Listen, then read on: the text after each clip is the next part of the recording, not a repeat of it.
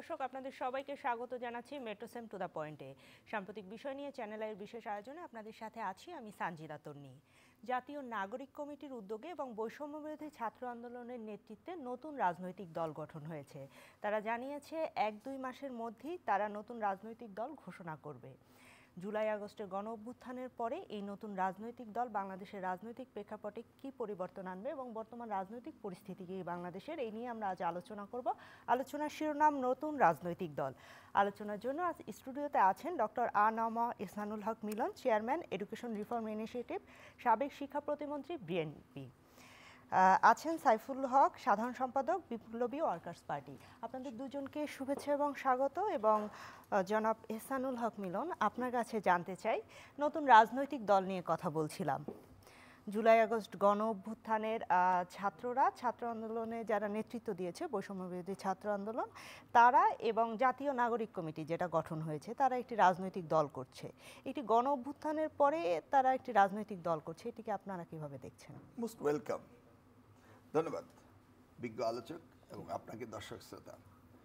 আসলে পলিটিক্যাল একটা মার্কেট আছে, এই মার্কেট শেয়ারটা বিভিন্ন দলের মধ্যে রয়েছে। ধরুন আওয়ামী লীগ দাবি করতো তাদের 40% মার্কেট শেয়ার রয়েছে, আমরা দাবি করতাম আমাদের 35% রয়েছে।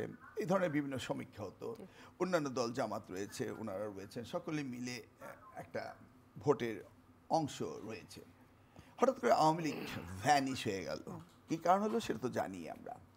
ইন দিস কেস নতুন একটি দল হবে, পলিটিক্যাল জায়গায় একটা ভলাটাইলিটি থাকবে, একটা কম্পিটিশন থাকবে, এবং আমরা নতুন মুখ আসবে, নিউ জেনারেশন তাদের আইডিয়াগুলো ব্যক্ত করবে, এবং এটা খুবই সুন্দর। তবে প্রশ্ন হচ্ছে যে রাজনৈতিক দল যদি এখন তারা করতে চায়, তাহলে তাদের ক্ষমতায় থেকে অর্থাৎ দায়িত্ব থেকে রাজনৈতিক দল করলে তখন আমাকে এটা কিংস পার্টি বলবে, তখন কিন্তু একটা ট্যাগ লাগিয়ে দেওয়া হবে। আমি চাই না এই ফিউচার জেনারেশন, ব্রাইট জেনারেশনকে এই ট্যাগ লাগানো হোক, এবং তাদেরকে অনেক কিছু ভেবেচিন্তে কথা বলতে হবে। তারা যেমনিভাবে দেখছি যে এই আন্দোলনকে এককভাবে তাদের কৃতিত্বের অধিকারী হিসেবে বলতে চায়, আসলে এইভাবে তো দেখা যায় না।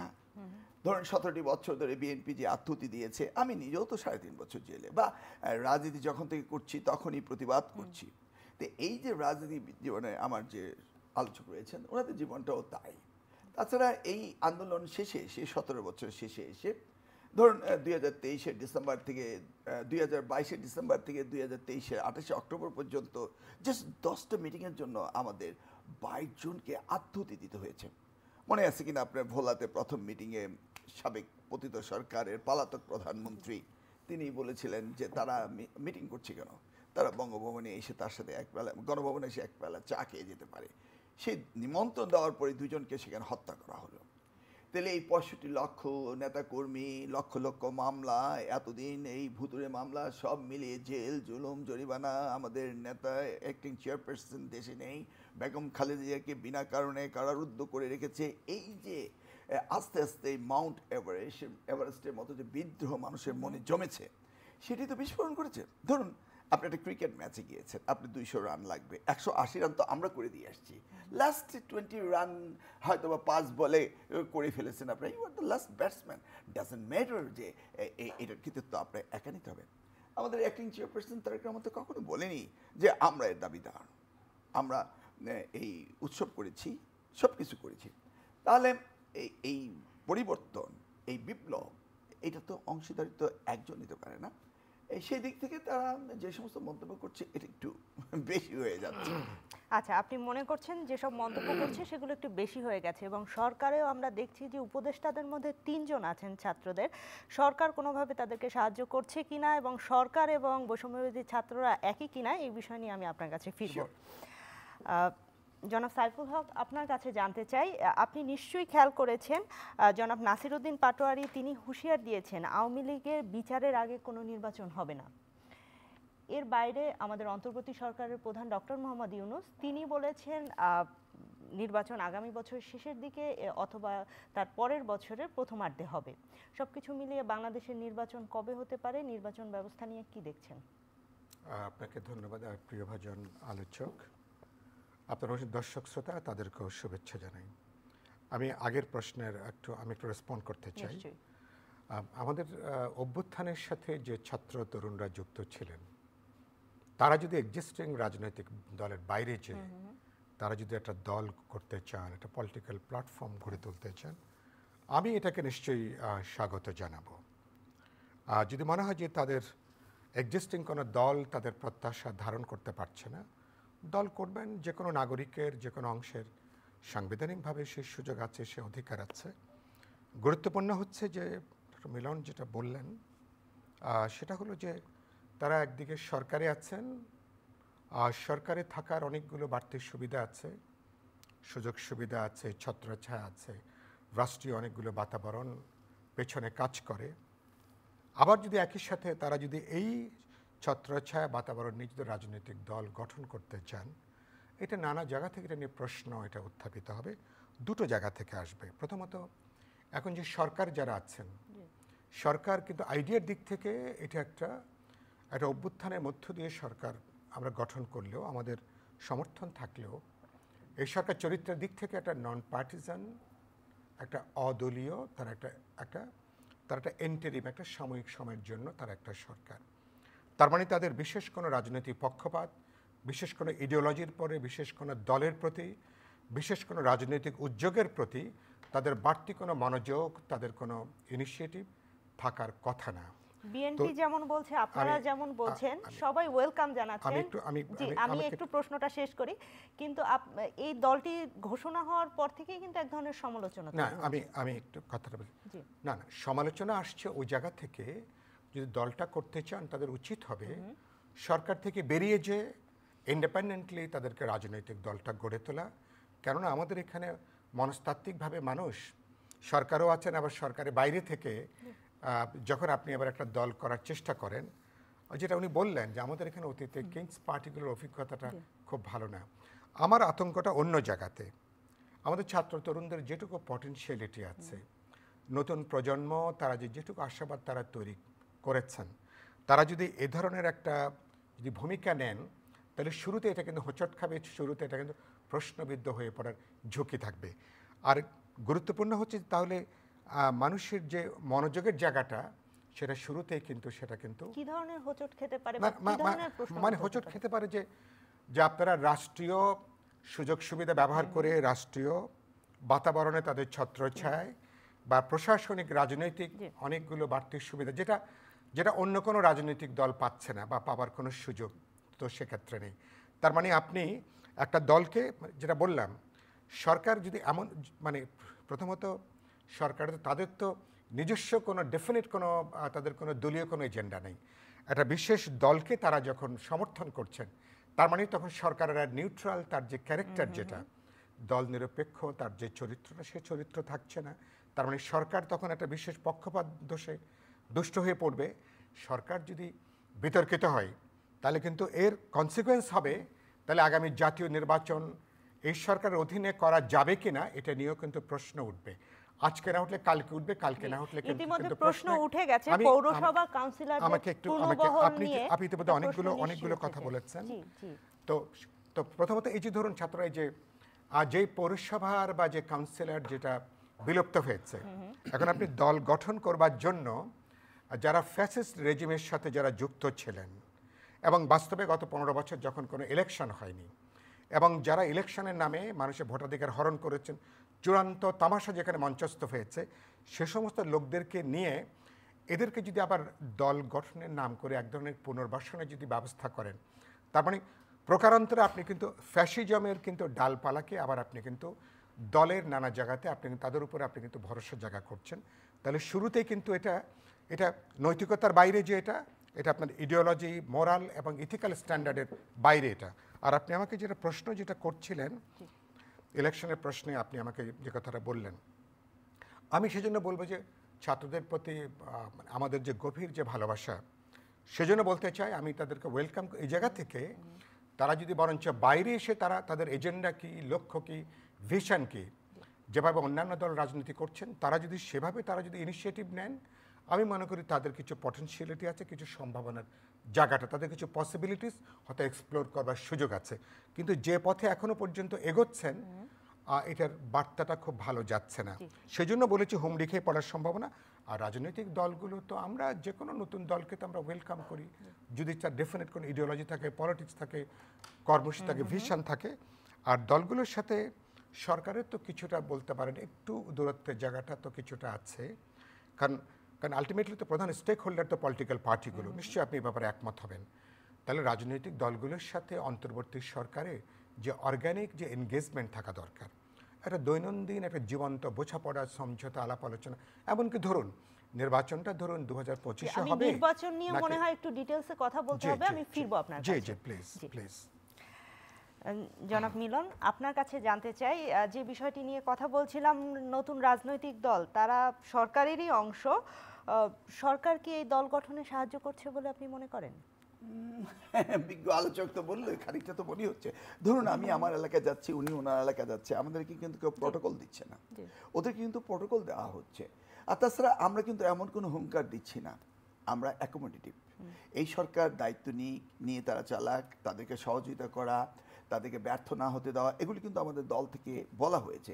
কিন্তু ওরা কি বলছে? হুঙ্কার বলছে বিচার না হয়ে নির্বাচন হতে দেওয়া যাবে না, হতে দেবে না। বিচার তো একটা লম্বা প্রক্রিয়া। তো এই যে হুঙ্কার, এই হুঙ্কারটা নিশ্চয়ই ক্ষমতার বলে তারা আছে বলে এই হুঙ্কার দিচ্ছে, কারণ maybe they are related with the mechanism যে নির্বাচন। আপনি কি মনে করেন যে নতুন দল গঠন করবে, সেই দল জনসমর্থন পাবে, এই জন্য কি তারা একটা লম্বা সময় চাচ্ছে? এবং কাউন্সিলরদের যে তারা বলেছে যারা আওয়ামী লীগের কাউন্সিলর না তাদেরকে তাদের সঙ্গে যোগ দেওয়ার কথাই এক ধরনের বলেছে, এটি কি দল ভারী করার জন্য করেছে বলে আপনি মনে করেন? অবভিয়াসলি স্ট্র্যাটেজি তো থাকবে, রণকৌশল তো থাকবেই, কিভাবে তাদের দল বের করা মানে করা যায়। দেখুন এই সরকারের লেয়ারে লেয়ারে কিন্তু পতিত সরকারের লোকজন রয়েছে, এমনকি আপার হ্যান্ডও। যখন এই গভর্নমেন্ট ইন্টারিম গভর্নমেন্ট শপথ গ্রহণ করলো, তারা কিন্তু পুরনো প্রসিডিউরটা মেনেই করলো। এবং তাদের যে লেয়ারে যে লোকগুলো রয়েছে, এই যারা মনে করুন 2018 সালের মধ্যরাতে নির্বাচন করেছে বা 2024-এ যে নির্বাচন করেছে, তারাই কিন্তু দায়িত্বে রয়েছে। এই ব্যক্তিগুলো, এই গ্রুপ অফ পিপল, আমলাই বলুন অন্য প্রশাসনে যেখানেই বলুন না কেন, তারা কিন্তু অ্যান্টি বিএনপি মাইন্ডেড।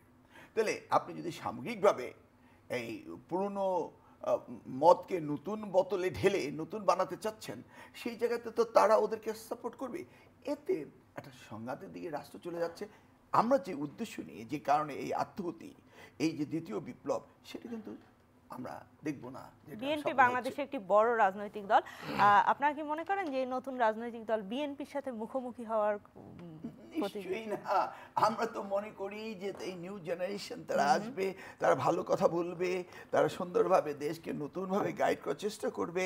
এবং আমরা তো চাই, ধরুন এইবারে নির্বাচন যদি এতদিনে মনে করেন হয়েই যেত কোনো কারণে, তাহলে বিএনপি যদি মেজরিটি হয়ে ক্ষমতা আসতো, মানুষ তো বলতো যে প্রতিপক্ষ নেই, একা একা নির্বাচন করে আসছে। আমরা তো তা চাই না, আমরা চাই নির্বাচন হোক, সুন্দরভাবে হোক, এবং নতুন প্রজন্ম তারা রাজনীতি করবে, এটা আমরা চাই। কিন্তু তারা যে প্রসেসে এগোতে চাচ্ছে, আমার মনে হয় দ্যাটস নট গ্রেট।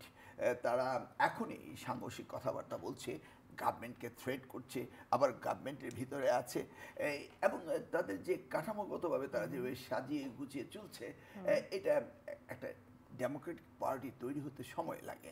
তাই নির্বাচন পিছিয়ে দিয়ে অন্য একটি দলকে তৈরি করা হোক, তারপর নির্বাচন হোক, এই ধরনের যে চেষ্টা চলছে, দ্যাট ইজ নট অ্যাকসেপ্টেবল। হ্যাঁ, হবে, পর্যায়ক্রম হবে। একটা দলকে স্ট্যান্ড নিতে হলে তো অনেকদিন সময় লাগে তাদের কাঠামোগত তৈরি করা। যেমন আপনারা বললেন কমিশনার যারা নির্বাচিত হয়েছিল, এই যে কথাগুলো বলছে, তাদেরকে ওয়েলকাম জানাচ্ছে, তাহলে কি হলো? পতিত সরকারের লোকজনকে কি অ্যাকোমোডেট করার জন্য এই ধরনের কথা বলা হচ্ছে? It's not clear at all. আর এই সমন্বয়ক বা যারা এই আন্দোলনের অগ্রণী ভূমিকা রেখেছে, তাদের নাম্বার তো এত বেশি না যে প্রত্যেকটি জায়গায় তাদের সংগঠন করার মতো এই মুহূর্তে তাদের সেই অবস্থা রয়েছে। বাট গ্র্যাজুয়ালি ডেভেলপ করবে, we can hope the best. আপনার দলের ভারপ্রাপ্ত চেয়ারপারসন তিনি বারবারই বলেন যে একটা ষড়যন্ত্র আছে, এটাই কি সেই ষড়যন্ত্র? অবভিয়াসলি মনেই তো হচ্ছে। দেখুন না, আপনি নির্বাচন গভর্নমেন্ট কিন্তু ক্লিয়ারলি বলছে না যে আমরা 2025 ডিসেম্বরের ভিতর করছি, তারা বলছে না। তারা বলছে না, এটা 26-এ কোনো একটা সময় গিয়ে হবে। আচ্ছা, মিলিং করার তো দরকার নেই, এক্স্যাক্টলি ডেট দিয়ে দিলে তো হয়। আবার এই যে আপনাদের আদালতে যেটা হচ্ছে পঞ্চদশ সংশোধনী থেকে আমরা ত্রয়োদশ সংশোধনী আসলাম, সেখানে তো ডিসাইসিভ কোনো রায় আসেনি। তো সব মিলিয়ে এমন একটা সিচুয়েশন তৈরি হচ্ছে। আর সেই জায়গায় পতিত সরকার প্রধান যিনি ছিলেন তিনি ভারতে গিয়ে উস্কানি দিচ্ছে এবং বড় বড় কথা বলছে। আবার অপর দিকে প্রতিবেশীরা যেই ধরনের সাজ রব বাংলাদেশের বিরুদ্ধে, ধরুন আজকে যেটা বলছে যে সেখানে যারা অভিবাসনে রয়েছে তাদের জন্য তারা চেষ্টা করছে তাদেরকে ধরপাকড় করা, বা আমরা শুনছি বর্ডারের পাশে ড্রোন করছে, বা তারা মিছিল করে আগরতলা পর্যন্ত আসছে, বা এই যে মিস ইনফরমেশন বা ডিসইনফরমেশন দিয়ে তারা আজে বাজে কথা বলছে, বা তারা আমাদের সাথে যে রিলেশনে ভাটা পড়েছে, একমাত্র তো এদের জন্যই। তারা তো এই প্রতিবেশী দেশের একটা দাবিদারি সরকার এখানে ছিল, আমরা তো সেটা দেখেছি। এই দাবিদারি সরকারের লোকজন রয়েছে। অতএব এই মুহূর্তে আমার তো মনে হচ্ছে এই সব মিলিয়ে ফুয়েল অন দ্য ফায়ার সেটাও দেওয়া হচ্ছে। সেই জন্যই তো আমরা বলছি যে এই সরকার যেহেতু ফেইলিউরের দিকে যাচ্ছে ক্রমান্বয়ে, তাদের সাকসেসও রয়েছে, কিন্তু কিছু কিছু জায়গায় তারা ফেইলিউরের দিকে যাচ্ছে। সেজন্য যেই কয়টা সংস্কারের দরকার রয়েছে সেই কয়টা সংস্কার তড়িঘড়ি করে তারপরে নির্বাচন দিলে যে রাজনৈতিক সরকার হবে তারাই পরবর্তী সংস্কারগুলো করবে। এটা তো চলমান। এখন যদি তারা প্রশ্ন করে নির্বাচন আগে না সংস্কার আগে, ইটস এ ভ্যাগ টার্ম কোশ্চেন। সবসময় গণতন্ত্র আগে, এই প্রশ্ন তো উঠতেই পারে না। নির্বাচন সবসময় গণতন্ত্র আগে। রাজনৈতিক দলগুলো তো নির্বাচনের কথা বলবে, তারা তো সবসময় ক্ষমতায় যেতে চায়। আমি ফিরবো আপনার কাছে। জনাব সাইফুল হক, আপনি এবং আপনার দল এই বিষয়ে কি মনে করেন? আপনারাও কি ষড়যন্ত্র দেখতে পাচ্ছেন? কয়েকটা বিষয় না, আমি ষড়যন্ত্র তো হচ্ছে যে আমাদের অভ্যুত্থান যাতে ব্যর্থ হয়, সরকার যাতে ব্যর্থ হয়, জনগণের যেটুকু সাফল্য 16 বছরের এবং 36 দিনের একটা লড়াইয়ের মধ্য দিয়ে, তার ব্যাপারে তো ভেতরে বাইরে তো বহু ধরনের নানা ধরনের অপতৎপরতা আছে। সেই তৎপরতার ব্যাপারে সতর্ক থাকা দরকার, কিন্তু এটা নিয়ে অতিমাত্রায় তৎপরতা বাইরে বাংলাদেশের রাজনীতিতে কি দেখেন? হ্যাঁ না, আমি বলেছি এটা নিয়ে মানে অতিমাত্রায় নার্ভাসনেস দেখানোর কোনো প্রয়োজন বা কোনো সুযোগ নেই। সতর্ক থাকা দরকার। কারণ আমি মনে করি যে আমাদের ওদিন আমরা 4 ডিসেম্বর প্রধান উপদেষ্টা রাজনৈতিক দলগুলোর সাথে তার যে মত বিনিময় ছিল, সেখানে আমরা খুব স্পষ্ট করে বলেছি নানা প্রশ্ন in terms of ideology, politics, কর্মসূচি, ভিশনের ব্যাপারে হয়তো আমাদের মধ্যে পার্থক্য আছে, কিন্তু আমাদের স্বাধীনতা, সার্বভৌমত্ব, জাতীয় স্বার্থ, জাতীয় নিরাপত্তার প্রশ্নে বা আমাদের একটা ডেমোক্রেটিক ট্রানজিশনের প্রশ্নে ব্রডলি আমাদের মধ্যে একটা জাতীয় ঐক্যের জায়গাটা আছে, সেটাকে আমরা ধারণ করতে চাই।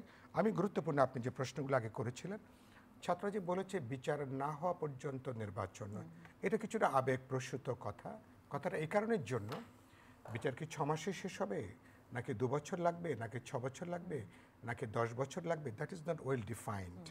কারণ এবার বিচারের যে কার্যক্রম বোঝা যাচ্ছে এটা একটা দীর্ঘ প্রক্রিয়ার একটা বিষয় দাঁড়াচ্ছে।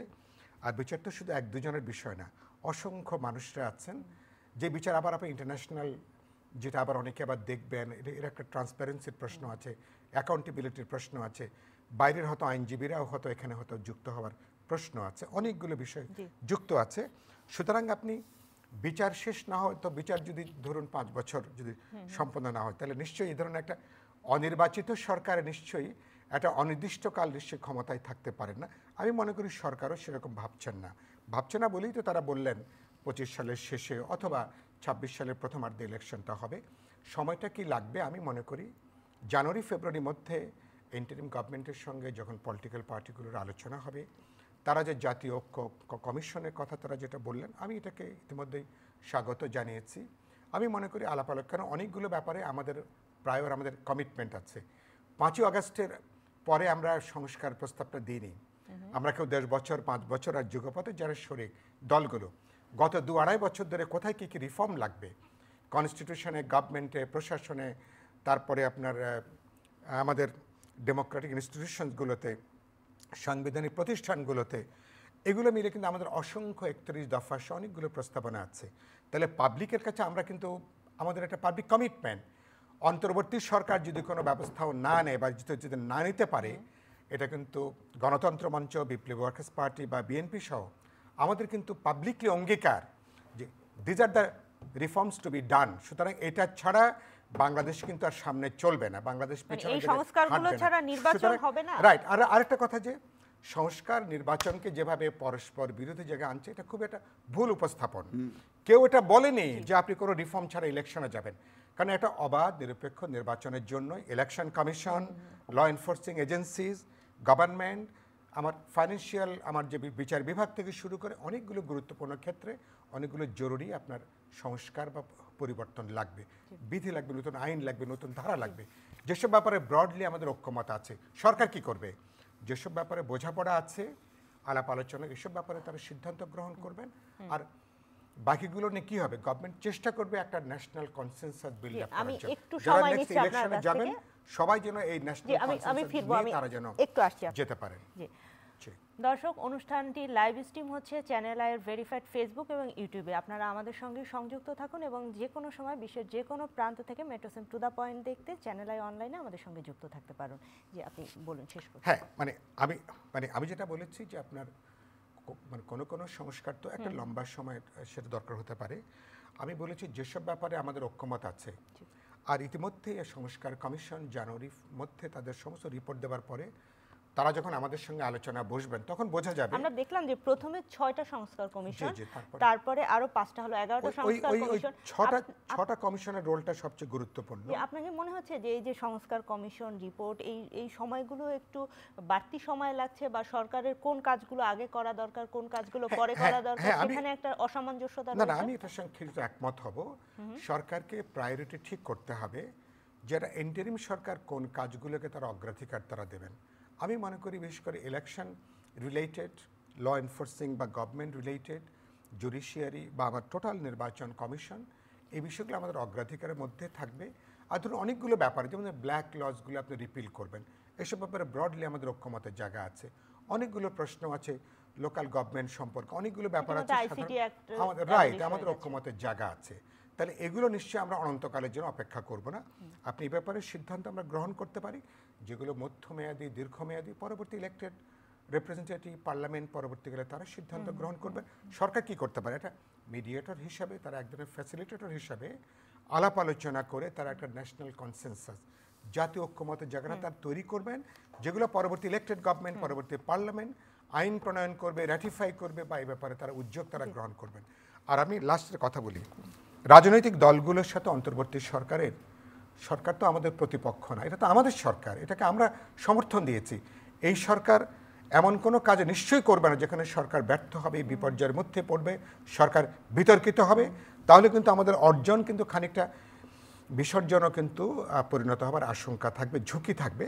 এই জন্য আমরা সরকারকে সহযোগিতা করতে চাই, কিন্তু সরকারকে জানতে হবে পলিটিক্যাল পার্টিগুলো বা গুরুত্বপূর্ণ স্টেক হোল্ডারদের কাছ থেকে সমর্থনটা কিভাবে নেওয়া দরকার, কিভাবে।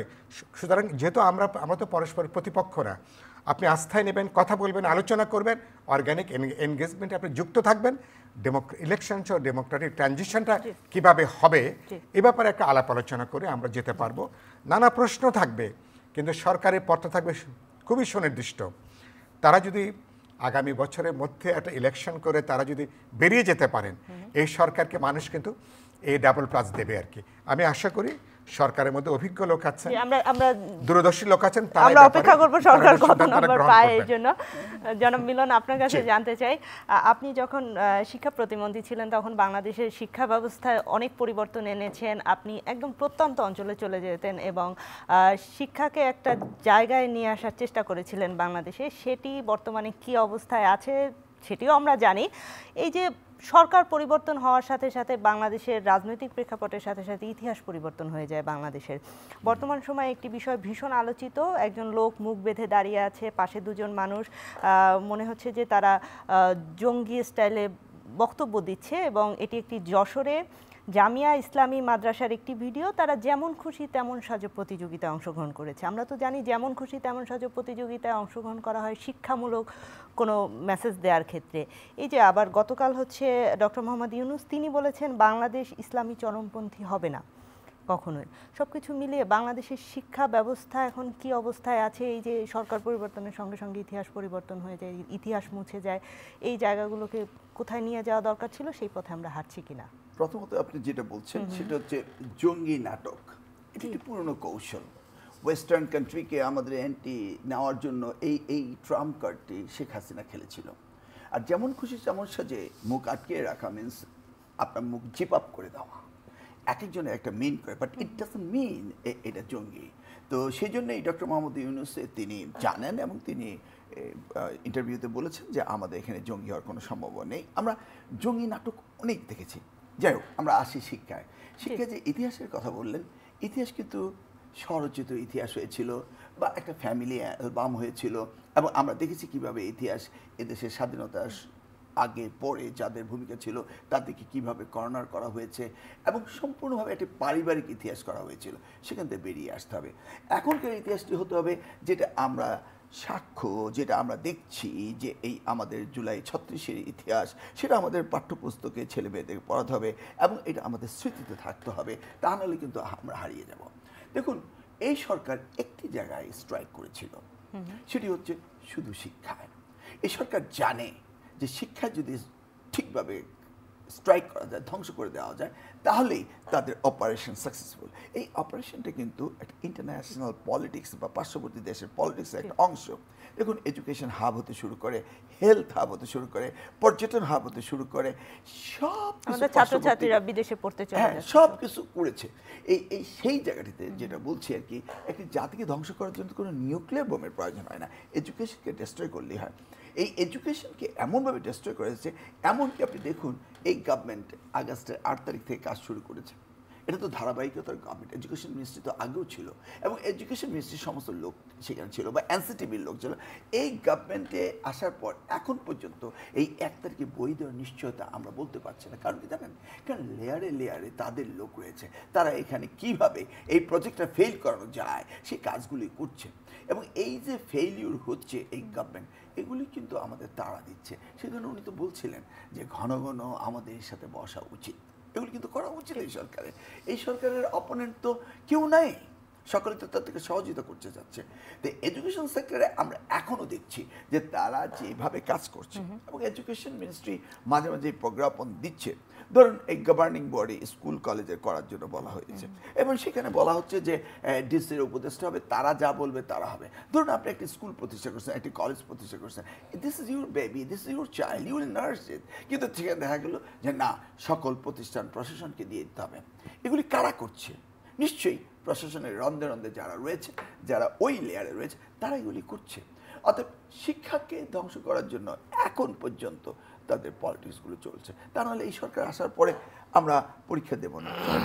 36 দিনে আন্দোলন হয়েছে, এর জন্য পরীক্ষা দেবে না, তাদেরকে অটো পাস করতে হবে। সে তো 1972-তে সেই অটো পাসের বিরুদ্ধে, এই নকলের বিরুদ্ধে, এটি তো আমাদের জেহাদ ছিল। শিক্ষক নিয়োগের বিরুদ্ধে যেই কাজগুলো আমরা করেছিলাম, সেই কাজগুলো তো এখনও চলছে কিছুটা। দেখুন, প্রশ্নপত্র আউট হচ্ছে, আমরা তো দায়িত্বে ছিলাম, আমি তো চ্যালেঞ্জ করে বলেছিলাম, দেখি কার গর্দানে 2টা মাথা আছে, প্রশ্নপত্র আউট করুক। হয়েছিল, 5টি বছর হয়নি। নকল প্রতিরোধ করেছিলাম, আমরা করেছি। শিক্ষক পরিবর্তন এনেছি, শিক্ষকদের মর্যাদা দিয়েছি। কিন্তু এই গভর্নমেন্ট এসে একটি শিক্ষা কমিশন সংস্কারের জন্য করেনি। আমি সংস্কার শিক্ষা কমিশন বলছি না, আমি বলছি পার্মানেন্ট একটি শিক্ষা কমিশনের প্রয়োজন রয়েছে। কারণটা কি জানেন? কোনো দেশের এই 4-5 কোটি জনসংখ্যাও নেই, এদেশে 4 কোটি স্টুডেন্ট রয়েছে। পৃথিবীর 3/4 নেশনসের 5 কোটি জনসংখ্যা নেই। তাহলে আমাদের এই গ্লোবাল ভিলেজে জনশক্তিতে পরিণত করছি না, মডার্নাইজ করার জন্য আমাদের একটি পার্মানেন্ট শিক্ষা commission parallel to the ministry, কনস্টিটিউশনে একটা করা উচিত। আমি তো ভেবেছি ডক্টর মোহাম্মদ ইউনূস এমন একটি শিক্ষা কমিশন করে দেবেন, they will work as a parallel to the education ministry, like they don't have any executive power থাকবে না, কিন্তু তারা চেঞ্জের জন্য, মডার্নাইজের জন্য তা কাজ করে যাবে। আমার দৃঢ় বিশ্বাস ছিল এই শিক্ষাকে নিয়ে এই সরকার সবচেয়ে বেশি কাজ করবে। তো যেহেতু তারা শিক্ষা কমিশন তৈরি করে নেই, এখন আশাও করছি না নেক্সট পলিটিক্যাল গভর্নমেন্ট এসে শিক্ষাকে সবচেয়ে বেশি গুরুত্ব দিতে হবে। জি, অসংখ্য ধন্যবাদ। জনাব সাইফুল হক, আপনার কাছে জানতে চাই, আপনি রাজনৈতিক পরিস্থিতি নিয়ে বলছিলেন, বাংলাদেশের বর্তমান অবস্থা কেমন দেখছেন? আমাদের যে পথে হাঁটার কথা, আমরা কি সেই পথে চলছি কিনা? আমি ব্রডলি মনে করি আমরা রাইট ট্র্যাকে আছি। আমি নিজে ব্যক্তিগত খুবই আশাবাদী মানুষ। নানা চ্যালেঞ্জেস আছে, অবস্টাকলস আছে, কালেকটিভলি সেগুলো আমরা কাটিয়ে উঠবো এই প্রত্যাশা আমি রাখি। 1, 2 হলো যে ধরুন অনেক কিন্তু প্রবলেম কি, আমি অনেক সময় সরকারের মধ্যে মানে কয়েক ধরনের সরকার। প্রফেসর ইউনূসের নেতৃত্বে এক ধরনের সরকার, আমাদের ব্যুরোক্র্যাটরা যাদের অধিকাংশের সাথে 16 বছরের এই মুভমেন্টের কোনো দূরবর্তী সম্পর্ক ছিল না, আগের গভর্নমেন্টকে যারা সার্ভ করেছেন, এখনও যারা নতুনভাবে এসছেন তাদেরও অধিকাংশের সাথে এই মুভমেন্টের কোনো অর্গ্যানিক কোনো যোগাযোগই ছিল না।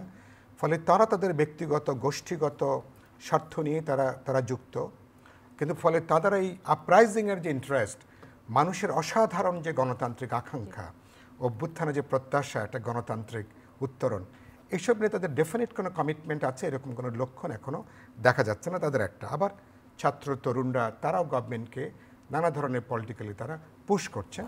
তো এর বাইরেও নানা স্টেক হোল্ডারদের বহু ধরনের এজেন্ডা আছে। সরকার কি করবে? এই ধরনের একটা ভাইব্রেন্ট সমাজে আমাদের 17 কোটি মানুষ, আপনি যে সঞ্চালনা করছেন, আপনাকে জিজ্ঞেস করলে আপনিও 100টা সংস্কারের প্রস্তাবনা আপনি কিন্তু বলতে পারবেন। বাংলাদেশ এখন পৃথিবীর মধ্যে আমি বলি সবচেয়ে ভাইব্রেন্ট একটা সমাজ।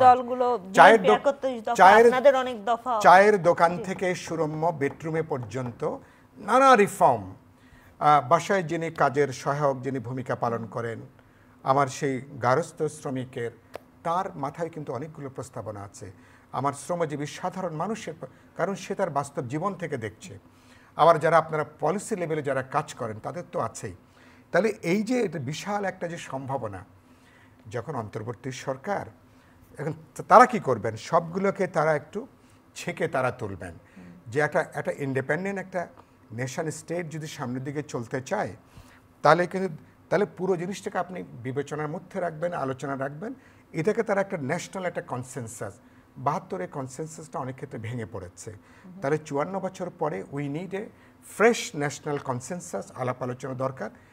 21 শতাব্দীর উপযোগী মানবিক, গণতান্ত্রিক, জবাবদিহিমূলক, দায়বদ্ধ, এবং যার মধ্যে যারা সবচেয়ে মার্জিনালের যে অংশ, ধর্মীয় সংখ্যালঘু বলি, জাতিগত সংখ্যালঘু বলি, নারীরা বলি, বা সমাজের ধরুন যারা সংখ্যালঘু, তাদের ভয়েসটাও কীভাবে রিপ্রেজেন্ট হবে পলিসি মেকিংয়ে, কার্যকারী ক্ষেত্রে। আমি মনে করি এটাই হচ্ছে সরকারের জন্য চ্যালেঞ্জ। সরকার যদি, আমি এখনো বিশ্বাস করতে চাই, দলগুলোর সাথে তাদের যদি এনগেজমেন্টটা থাকে, তাহলে আমি মনে করি একটা ভালো যাত্রা করা সম্ভব। সমস্ত সংস্কারের সরকারের দায়িত্ব না, কথাটা আমি আগে থেকে বলছি। তারা সংস্কারের ট্রেনটাকে তারা চালু করবেন, ভিত্তিটা তারা তৈরি করবেন। এই দায়িত্বটা হলো পলিটিক্যাল পার্টি, কারণ it is the political leadership, political party, they are to lead the whole nation, they are to lead, they are to বলতে পারেন মোবিলাইজ হোল নেশন। অনুষ্ঠানের একেবারে শেষ পর্যায়ে আরেকটি বিষয় একটু জানতে চাই। আমরা বলছিলাম পঞ্চদশ সংশোধনী বাতিল হয়েছে, আংশিক বাতিল হয়েছে, এবং ত্রয়োদশ সংশোধনী এসেছে। এখানে অনেক বিষয় বাতিল হয়েছে, যেমন জয় বাংলা থাকবে না, না ওটা বাতিল হয়নি, ওটা আমি পরে বলছি। জি, ধর্মনিরপেক্ষতার ব্যাপারটা থাকবে না, এই পরিবর্তনটাকে আপনি আমি খুব হেডলাইনে বললাম। আমি প্রথমত যেমন তত্ত্বাবধায়ক সরকার ফিরে আসছে, এটি একেবারে জনগণের দাবি ছিল। এটা ফিরে এখনো আসেনি, এটা উচ্চ আদালতে এখনো ত্রয়োদশ সংশোধনী নিয়ে একটা মামলা আছে, সেটা ফয়সালা হলে তার একটা বিহিত, এটা কিন্তু অটোমেটিক্যালি ফিরবে না। 2 নম্বর হচ্ছে যে এই সরকার, আমি একটু আগে বলছিলাম ভাইকে, তত্ত্বাবধায়ক সরকার ফিরতে গেলে তার টেনিওর কি হবে, এটা একটা গুরুত্বপূর্ণ আলোচনা। তার ক্ষমতার কাঠামো কি হবে, 2 নম্বর গুরুত্বপূর্ণ আলোচনা। এটা কি কয়েকটা মেয়াদের জাতীয় নির্বাচনের জন্য আসবে, নাকি স্থায়ীভাবে এই সরকার সংবিধানে যুক্ত হবে, কেবল জাতীয় নির্বাচনের সময় কেবল তত্ত্বাবধায়ক সরকার হবে। এটা 3 নম্বর গুরুত্বপূর্ণ। এই সরকারের আমাদের আগের যে এক্সপেরিয়েন্স, তত্ত্বাবধায়ক সরকারের ডেফিনিট কোনো জবাবদিহিতার কোনো বিধান ছিল না। পরবর্তী ইলেক্টেড রিপ্রেজেন্টেটিভ যারা আসবেন, পার্লামেন্ট মেম্বার বা সরকারের কাছে, এই সরকারের কোনো জবাবদিহিতার বিধান থাকবে কিনা, খুবই গুরুত্বপূর্ণ আলোচনা। আমি মনে করি দিজ আর দ্য থিংস, এগুলো ন্যাশনালি আলাপ আলোচনা করে এগুলো ঠিক হবে। আর কিছু প্রশ্ন আমি মনে করি উচ্চ আদালত খুব রাইটলি বলেছেন, সংবিধান অনেকগুলো ধারা যেটা তারা এখন খুব, যেগুলো সংবেদনশীল, 7ই মার্চের প্রশ্ন আছে, যেটা আপনি উল্লেখ, অনেকগুলো গুরুত্বপূর্ণ প্রশ্ন তারা যেগুলো বলেছেন যে নেক্সট পার্লামেন্টে যেগুলো আলোচনা করে একটা পলিটিক্যাল অ্যাগ্রিমেন্টের মধ্য দিয়ে পরবর্তী পার্লামেন্ট এ ব্যাপারে সিদ্ধান্ত নেবে। আমি মনে করি এটাও একটা ভেরি পজিটিভ একটা ইন্ডিকেশন, একটা গুরুত্বপূর্ণ স্টেপ তারা নিয়েছেন। রাজনৈতিক দলগুলো যদি এটা বার্তাটা যদি প্রপারলি গ্রহণ করতে পারে, তাহলে আমি মনে করি আমরা এখন কিছু ব্যাপারে আলোচনা করতে পারবো, পরবর্তী পার্লামেন্ট অনেকগুলো সুদূর প্রসারী তাৎপর্যপূর্ণ ব্যাপারে সিদ্ধান্তের জায়গায় আমরা আসতে পারবো। তবে একটা সত্য, আমাদের এখানে দলীয় সরকারের অধীনে নির্বাচনের কোনো সংস্কৃতি নাই, কারণ আমাদের ওই রকম কোনো রাজনৈতিক কোনো কালচার আমরা এখনও গড়ে তুলতে পারিনি। সেজন্য হয়তো আরও অনেকগুলো নির্বাচন বা স্থায়ীভাবে তত্ত্বাবধায়ক সরকার বিধানটা বাংলাদেশের জন্য অনেক বছরের জন্য এটা প্রয়োজন হবে। জি, অসংখ্য ধন্যবাদ। লাস্ট রিমার্ক, আপনি যদি কিছু বলতে চান। না, আই এম ভেরি অপটিমিস্টিক এই গভর্নমেন্টের উপরে। আমরা এতটা হতাশ হয়ে যাইনি। আর তাছাড়া আমাদের আলোচনায় অনেক কথা চলে আসে। চলে আসুক, কিন্তু হেড অফ দ্য গভর্নমেন্ট আমরা মনে করি he is very careful and he is very qualified, এবং এমন কিছু করবে না যেটা উনি বললেন যে তারা এক্সিটটা সুন্দর হবে না, এটা আমি ভাবতেও পারি না। অতএব দে উইল ডু গুড, কিন্তু শুধু একটু পরামর্শ, রাজনৈতিক দলগুলোর সাথে একটু ঘন ঘন বসলে আমার মনে হয় তারা ভালো করবেন। আর যারা এই বিভিন্ন সেক্টর থেকে এসছেন, যারা পলিটিক্যালি বা জনগণের সাথে সম্পৃক্ত না বা এই ধরনের অ্যাডমিনিস্ট্রেশনে ইউজ টু না, তাদের একটু ঘন ঘন, যারা বিগত দিনের মন্ত্রী ছিলেন, একটু শ্যাডো ক্যাবিনেটের মতো ডেকে ডুকে আলোচনা করে they have to be more perform দেখাতে হবে এই জায়গাগুলো। আর কোনো জায়গায় স্ট্রিক করার প্রয়োজন নেই, বা এই এক অফিস থেকে এক একটা মন্তব্য করা, এই কোহেসিভনেসের যে একটা অভাব রয়েছে সেগুলিকে তাদের খুব সিরিয়াসলি দেখতে হবে। বাট এই বিপ্লবের পরে আমরা আবার হারিয়ে যাব এটা আমরা ভাবতেও পারি না, এবং এই গণতন্ত্রকে সবচেয়ে বেশি প্রায়োরিটি দিতে হবে। ওই নতুন ইস্যুগুলো তৈরি করার দরকার নেই, চিকেন ফার্স্ট না এগ ফার্স্ট, আমি মনে করি এগুলি দরকার আছে। বাট উই আর হোপফুল যে কিছু একটা হবে। আপনাদের দুজনকে অসংখ্য ধন্যবাদ আমাদেরকে সময় দেওয়ার জন্য। প্রিয় দর্শক, মেট্রোসেম টু দ্য পয়েন্ট থেকে আজকের মতো বিদায় নিচ্ছে। আমাদের আলোচকরা যেটি বললেন, রাজনীতিকে সবসময় রাজনীতিবিদদের হাতে ফিরিয়ে দেয়া, তার মানে তারা একটি গণতান্ত্রিক সরকার চায়, এবং আমাদের দেশের জনগণ যেহেতু সংস্কারের পক্ষে, সেই সংস্কারটি হওয়ার পরই নিশ্চয়ই আমরা একটি অবাধ সুষ্ঠু নির্বাচন পাবো, যে প্রত্যাশা দেশের জনগণ করে, এবং সুদিনের প্রত্যাশায় আজকের মতো বিদায় নিচ্ছি। আপনারা সবাই ভালো থাকবেন। আপনাদের সবার জন্য অনেক অনেক শুভকামনা।